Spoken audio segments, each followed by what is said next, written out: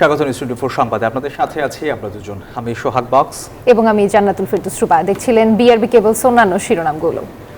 এবার বিস্তারিত। ফেব্রুয়ারিতে নির্বাচন ধরেই তৃণমূলকে চাঙ্গা করতে ব্যস্ত বিএনপি।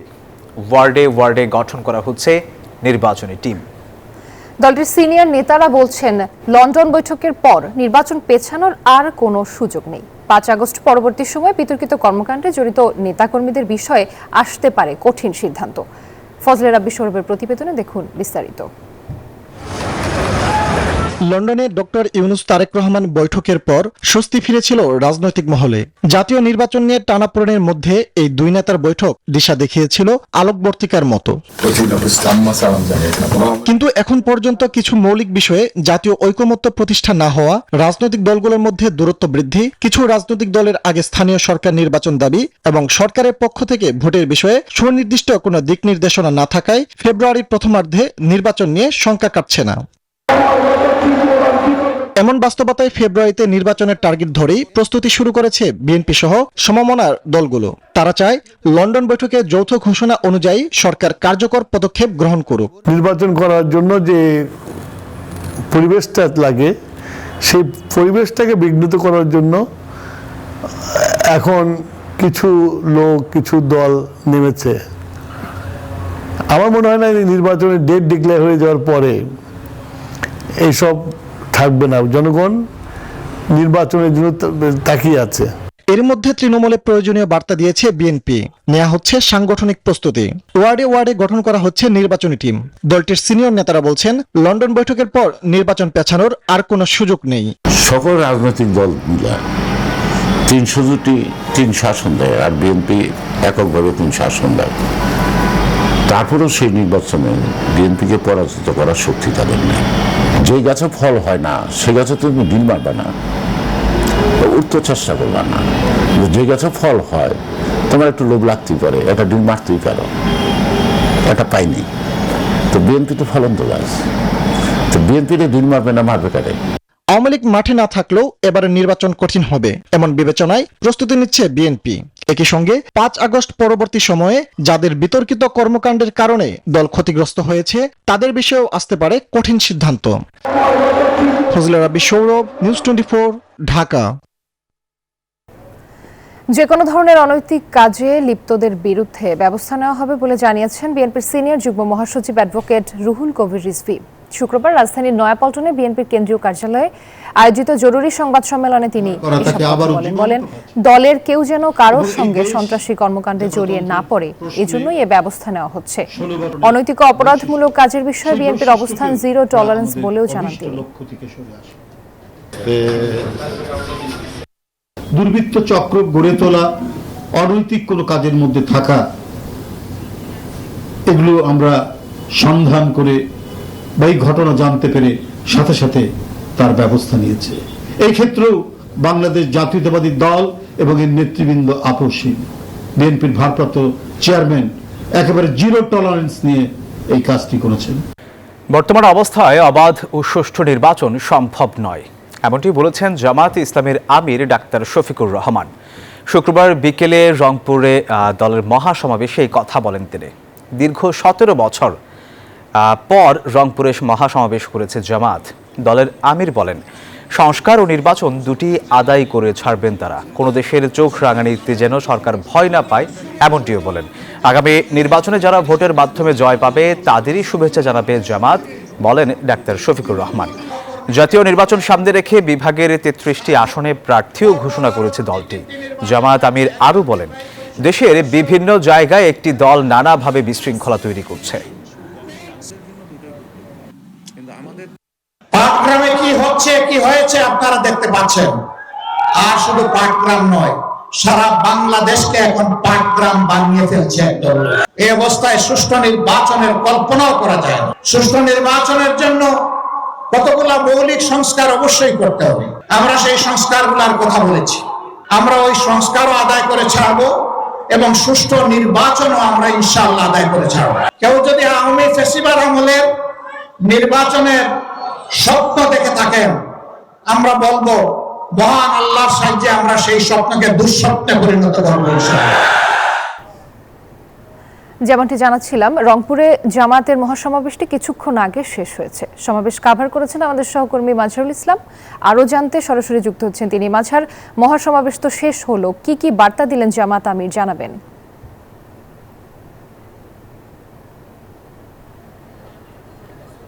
প্রভু, আপনাকে ধন্যবাদ। আপনি যেমনটা বলছিলেন যে আজকে শুক্রবার বেলা 3টার পরে দীর্ঘ 17 বছর পর রংপুর মহানগরে বাংলাদেশ জামায়াত ইসলামীর মহাসমাবেশ, সেই মহাসমাবেশ ইতিমধ্যেই শেষ হয়েছে। বেলা 3টায় শুরু হলেও সকাল থেকে নেতাকর্মীরা কিন্তু মহাসমাবেশস্থলে আসতে থাকে। প্রায় লক্ষাধিক মানুষের উপস্থিতি এই মহাসমাবেশ শেষ হয়েছে এবং আজকের মহাসমাবেশের প্রধান যিনি আকর্ষণ ছিলেন আমির ডাক্তার শফিকুর রহমান এবং সেই সাথে উত্তরবঙ্গের জনপ্রিয় নেতা জামাতের নেতা এটিএম মাজহারুল ইসলাম, তারা কথা বলেছেন, দলটির শীর্ষ নেতারা কথা বলেছেন।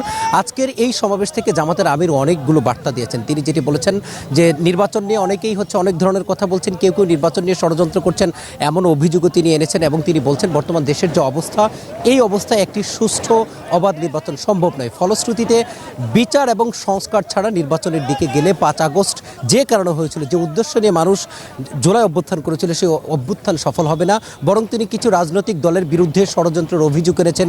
তিনি বলছেন যে কেউ সারা দেশকে 5 আগস্টের আগের যে পরিস্থিতি ছিল সেই পরিস্থিতির নীতি নিয়ে যায়। তবে আজকে আমরা জামাতের আমিরকে একটু ভিন্ন অ্যাঙ্গেলে কথা বলতে দেখেছি। তিনি অন্য কথাগুলোতে অনেক সময় এক ধরনের নমনীয়তার সাথে কথা বলেন, কিন্তু আজকে তিনি অনেকটা দৃঢ় কণ্ঠে বলেছেন যে জামাত একটি অবাধ এবং সুষ্ঠু নির্বাচন আদায় করেই ছাড়বে।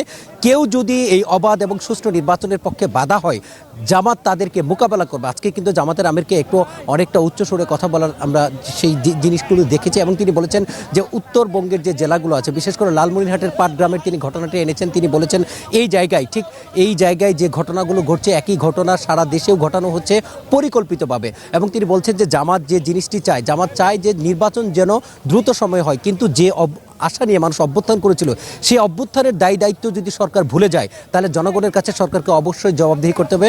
তিনি বলেছেন সরকার যেন কোনো কিছুতে ভয় না পায়, সরকার যেন নিজের শক্তিতে বলিয়ান হয়ে পররাষ্ট্র নীতি সহ যে কোনো দলকে সরকার যেভাবে নির্বাচন করতে চায় সেই বলিষ্ঠ বার্তা যেন পৌঁছায়। ফলশ্রুতিতে যে বার্তা নিয়ে আজকের এই সমাবেশ দীর্ঘ 17 বছর পরে হলো, মনে হচ্ছে আগামী নির্বাচনে 33টা আসনে তারা যে প্রার্থী ঘোষণা করেছেন তারা বিজয়ী হবেন এমন প্রত্যাশার কথা বলেছেন।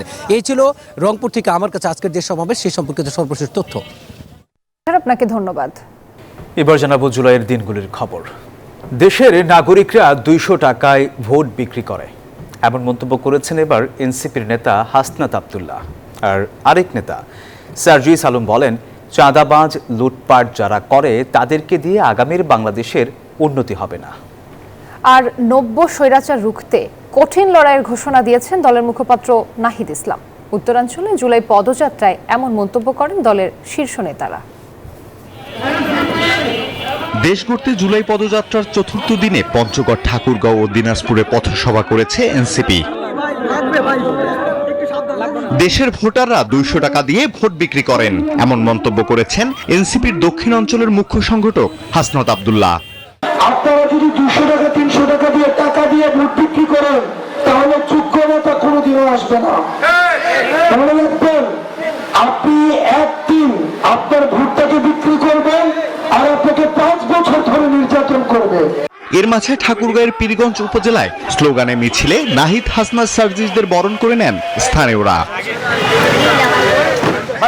উত্তরাঞ্চলের মুখ্য সংগঠক সার্জিস আলম বলেন, চাঁদাবাজ লুটপাট যারা করে তাদেরকে দিয়ে আগামীর বাংলাদেশে উন্নতি হবে না। 100 টাকার জন্য হাত পেতে থাকে, আবার বিভিন্ন দলে তারা পোস্টে এরকম চাঁদাবাজ লুটপাট যারা করে তাদেরকে দিয়ে আগামীর বাংলাদেশে উন্নতি হওয়া সম্ভব না। 24-এর গণ অভ্যুত্থানের গুরুত্ব তুলে ধরে নাহিদ ইসলাম বলেন, নতুন কোনো স্বৈরাচার যাতে তৈরি না হয় তার বিরুদ্ধে লড়তে হবে।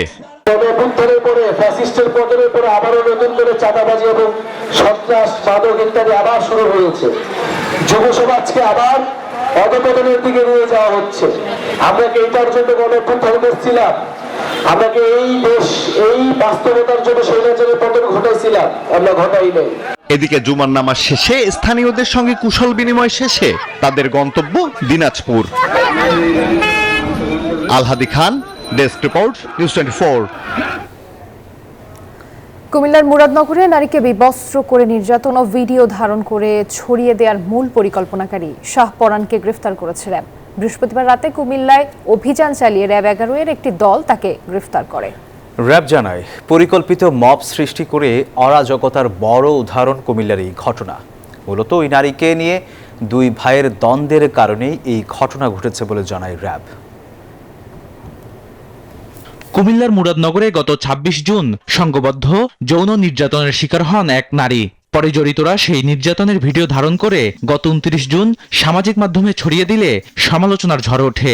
এরপরই অভিযুক্তদের ধরতে তৎপর হয় আইনশৃঙ্খলা বাহিনী। সেই ধারাবাহিকতায় বৃহস্পতিবার রাতে অভিযান চালিয়ে কুমিল্লার বুড়িচং থেকে এই ঘটনার মূল পরিকল্পনাকারী শাহপরানকে গ্রেপ্তার করে র্যাব। র্যাব জানায় দীর্ঘদিন ধরেই ভুক্তভোগী ওই নারীকে উত্ত্যক্ত করে আসছিল অভিযুক্ত দুই ভাই শাহপরান ও ফজর আলী। দুই ভাইয়ের মধ্যে ওই নারীকে নিয়ে দ্বন্দ্বের জেরেই এই অনাকাঙ্ক্ষিত ঘটনার সূত্রপাত। এই মব সৃষ্টির যে উস্কানিদাতা বা পরিকল্পনাকারী তাকে আমরা গতকাল অ্যারেস্ট করতে সক্ষম হই। মূলত দুই ভাইয়ের দ্বন্দ্বকে কেন্দ্র করেই এই ঘটনাটা ঘটানো হয়েছে এবং এই মহিলাকে এই দুই ভাই দীর্ঘদিন যাবৎ উত্ত্যক্ত করে আসছিল। বড় ভাই ফজর আলীকে শায়েস্তা করতে পূর্ব পরিকল্পনার অংশ হিসেবে ভুক্তভোগী নারীকে যৌন হেনস্থার ভিডিও ধারণ করে তা সামাজিক মাধ্যমে ছড়িয়ে দেওয়া হয়। এছাড়া ঘটনা সাজাতে নির্দিষ্ট এক ব্যক্তিকে ইমোতে বার্তা পাঠিয়ে মব সৃষ্টি করা হয় বলেও জানায় র্যাব। ২৬শে জুন যখন সে জানতে পেরেছে যে ফজর আলী আজকে যেতে পারে সেই বাসায়, সে অনুযায়ী সে মবটা প্ল্যান করে একটা গ্রুপ অফ পিপলকে সে বলে এবং এটা নিয়ে সে একটা মেসেজও দেয়। সেই মেসেজটাও আমাদের কাছে আছে। ফজর আলী তার ওই ঘরের ভিতরে ভিকটিমের ঘরে প্রবেশ করে, তার কিছুক্ষণ পরেই এই শাহপরানের লোকজন ভিকটিমের ঘরে প্রবেশ করে এবং তাকে বিভৎস করে ভিডিও ধারণ করে সেটা পরবর্তীতে সোশ্যাল মিডিয়ায় ছড়িয়ে দেয়। এর আগে গত ২৯ জুন চাঞ্চল্যকর এই ঘটনার ভুক্তভোগী নারীকে ধর্ষণের দায়ে মূল অভিযুক্ত আসামি ফজর আলীকে গ্রেপ্তার করে পুলিশ। এখন পর্যন্ত মুরাদনগর থানায় দায়ের করা মামলায় মোট ৬ জনকে গ্রেপ্তার করা হয়েছে। বদরুল আলম শাওন, নিউজ 24, ঢাকা। কুমিল্লার মুরাদনগরে কড়াইবাড়ি গ্রামে একই পরিবারের ৩ জনকে পিটিয়ে হত্যার ঘটনায় এখনও কাউকে আটক করতে পারেনি পুলিশ। স্থানীয়রা বলছেন মাদকের কারবারে জড়িত থাকার অভিযোগ ছিল ওই পরিবারের সদস্যদের বিরুদ্ধে। গত মঙ্গলবার একজন শিক্ষকের মোবাইল ফোন চুরির ঘটনা ঘিরে পরিস্থিতি উত্তপ্ত হয়ে ওঠে।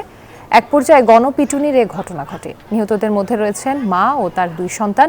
গুরুতর আহত আরেক মেয়ে হাসপাতালে চিকিৎসাধীন। এ ঘটনায় নিহতদের স্বজনেরা দ্রুত বিচার দাবি করেছেন।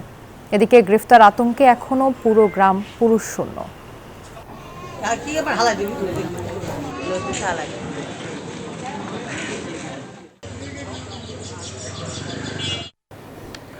সংবাদের সময় হলো একটা বিরতির, সাথেই থাকুন। আবারও স্বাগত। দেখছেন নিউজ 24 সংবাদ। লালমনিরহাটের পাটগ্রাম থানায় হামলা ও ভাঙচুর করে ভ্রাম্যমাণ আদালতে দণ্ডিত 2 জনকে ছিনিয়ে নেয়ার ঘটনায় মামলা করেছে পুলিশ। এতে 27 জনের নাম উল্লেখ সহ আসামি করা হয়েছে অজ্ঞাত অনেককে। বৃহস্পতিবার রাতে 4 জনকে গ্রেফতারও করা হয়। এদিকে শুক্রবার দুপুরে পাটগ্রাম পৌর বিএনপি কার্যালয়ে একটি সংবাদ সম্মেলন করা হয়েছে। সেখানে দাবি করা হয় ঘটনার সঙ্গে বিএনপির কোনো সংশ্লিষ্টতা নেই। ঘটনা খতিয়ে দেখতে 3 জনের একটি দল গঠন করেছে জেলা বিএনপি। তারা যদি তদন্ত করে তাদের বিরুদ্ধে যদি প্রমাণ পাওয়া যায় ব্যবস্থা নেবে। আমরাও দল থেকে কোনো অপকর্মকে বিএনপি এটাকে ওন করবে না। বিএনপি সবসময় যে কোনো অসাংগঠনিক কার্যক্রম, যে কোনো আইন শৃঙ্খলা বিরোধী কার্যক্রম, যে চাঁদাবাজি, এইগুলোকে বিএনপি ওন করে না। যুক্তরাষ্ট্রের সঙ্গে শুল্ক চুক্তি নিয়ে এখনও চূড়ান্ত সিদ্ধান্তে পৌঁছাতে পারেনি বাংলাদেশ। বেশ কিছু বিষয়ে মতপার্থক্য থাকায় বৃহস্পতিবার ওয়াশিংটনে মার্কিন বাণিজ্য প্রতিনিধির সঙ্গে বৈঠকে প্রস্তাবিত চুক্তির খসড়াটি চূড়ান্ত করা যায়নি। এই অচল অবস্থা নিরসনে আগামী 8 জুলাই ওয়াশিংটনে ফের বৈঠকে বসবে 2 দেশ। বৈঠকে যোগ দিতে ওয়াশিংটন যাচ্ছেন বাণিজ্য সচিব মাহবুবুর রহমান। ট্রাম্প প্রশাসনের আরোপিত 37% বাড়তি শুল্ক সংক্রান্ত মার্কিন খসড়া প্রস্তাবের কিছু শর্ত আন্তর্জাতিক রীতির সঙ্গে সঙ্গতিপূর্ণ নয় বলে মনে করে ঢাকা।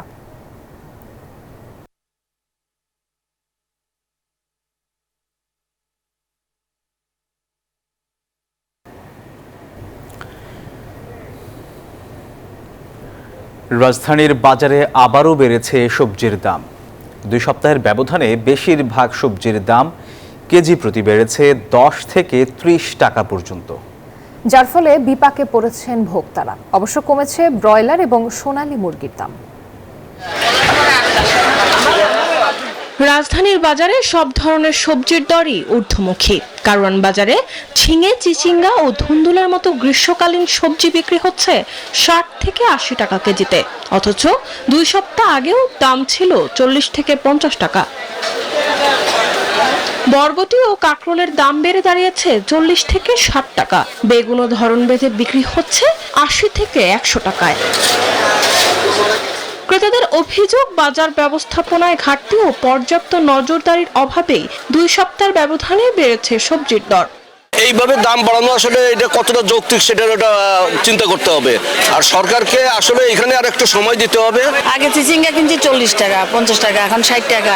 তারপরে যে লাল শাক ছিল আগে 10 টাকা মোটা, এখন 20 টাকা। বিক্রেতারা বলছেন বর্ষাকালে সবজির সরবরাহ চাহিদার তুলনায় কম হওয়ায় বেড়েছে দর।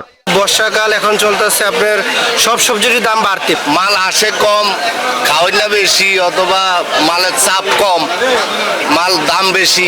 তবে স্থিতিশীল রয়েছে মুরগির ও মাংসের দাম। প্রতি কেজি সোনালী মুরগি বিক্রি হচ্ছে 250 থেকে 300 টাকা দরে। ব্রয়লার মুরগি 150 থেকে 160 টাকায় বিক্রি হচ্ছে। সোনালী 250, ব্রয়লার হইলো 150 টাকা, তারপরে লিয়ার হইলো, লালটা হইলো 250 টাকা। ব্রয়লার 150 টাকা কেজি, আগে থেকে একটু কম। এদিকে মাছের মধ্যে প্রতি কেজি চাষের রুই 380 থেকে 450, তেলাপিয়া 250 থেকে 280, পাঙাশ 200 থেকে 250 টাকায় বিক্রি হচ্ছে। মরিয়ম আজিজ মৌরিন, নিউজ 24, ঢাকা। সংবাদে আবার একটি বিরতি নিচ্ছি, ফিরছি আরো খবর নিয়ে, সাথেই থাকুন। আবারও স্বাগত নিউজ 24 সংবাদে। এবার জানাবো অর্থ বাণিজ্য সংবাদ। বসুন্ধরার আবাসিক এলাকায় অবস্থিত আপন ফ্যামিলি মার্টের নতুন আউটলেটে সাপ্তাহিক ছুটির দিনে নানা পণ্যে চলছে মূল্য ছাড়। শুক্রবার সকালে দেখা গেছে ক্রেতার সমাগম। সকাল 9টা থেকে দুপুর 12টা পর্যন্ত বাছাইকৃত পণ্যে থাকছে বিশেষ ছাড়। এখানে পাওয়া যাচ্ছে নানা ধরনের পাহাড়ি ফল ও তাজা সবজি, ক্রিম, শ্যাম্পু, লোশন সহ বিভিন্ন কসমেটিক্সে রয়েছে স্পেশাল অফার। একই ছাদের নিচে রয়েছে কফি শপ, বাচ্চাদের কাপড় ও ফার্মেসির জন্য আলাদা কর্নার। পাওয়া যাচ্ছে বিদেশি কসমেটিক্সও।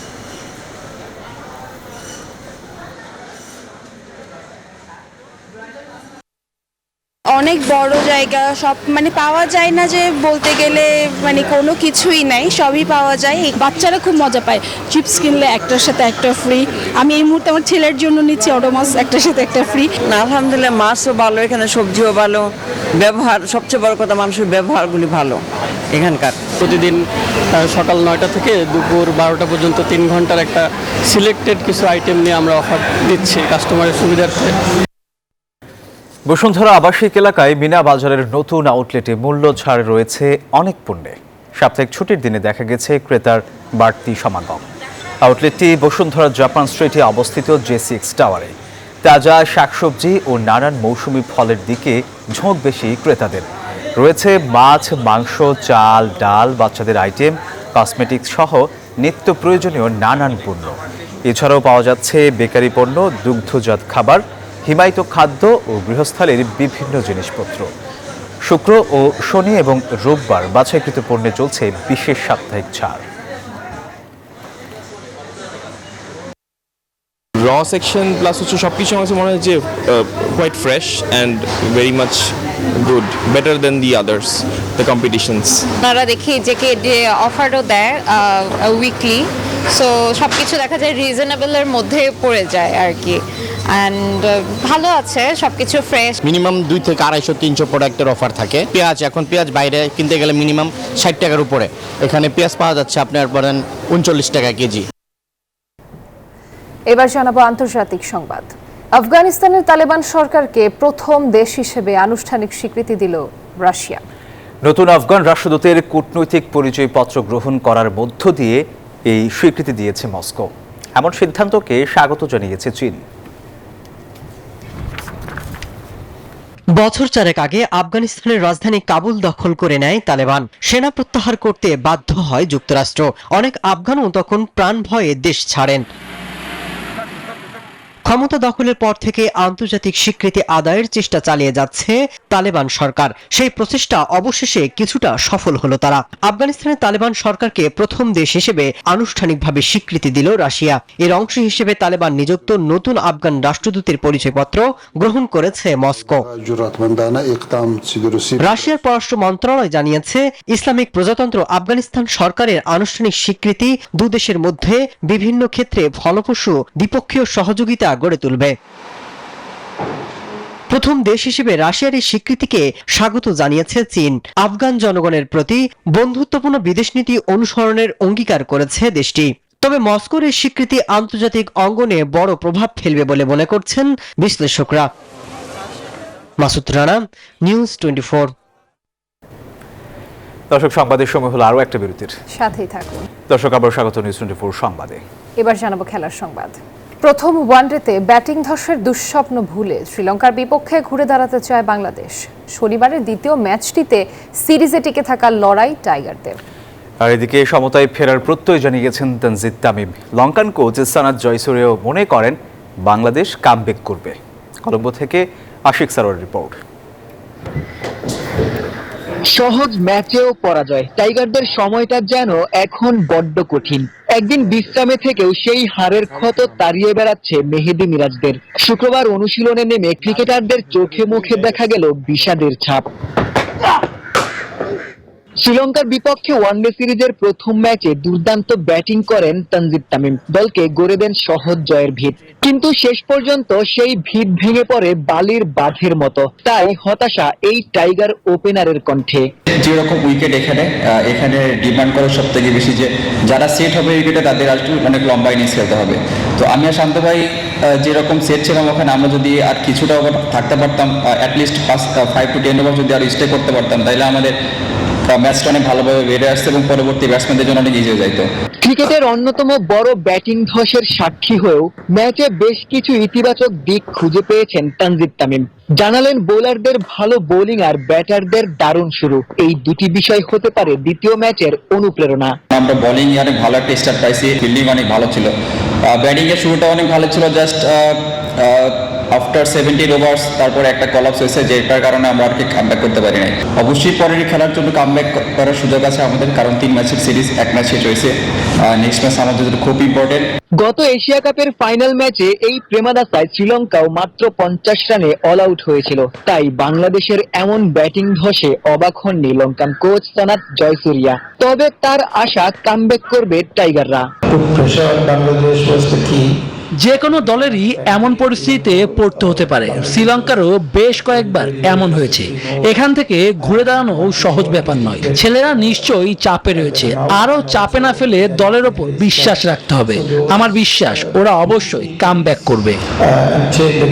সিরিজের দ্বিতীয় ম্যাচে হেড কোচ ফিল সিমন্সকে পাচ্ছে না টাইগাররা। অসুস্থ হয়ে পড়ায় 2 দিনের ছুটি নিয়ে ইংল্যান্ডে গেছেন তিনি। এখন গুরুকে ছাড়াই শনিবার বেলা 3টায় ঘুরে দাঁড়ানোর মিশনে নামবে মেহেদী হাসান মিরাজের দল। তানজিদ তামিম কিংবা সনাথ জয়সূরিয়া প্রত্যেকেই মানছেন বাংলাদেশ দল এমন অবস্থান থেকেও ঘুরে দাঁড়াতে পারে, তবে বিশ্বাস রাখতে হবে নিজেদের উপর। ক্যাপ্টেন কিংবা কোচিং প্যানেল থেকেও দলকে অনুপ্রাণিত করতে হবে।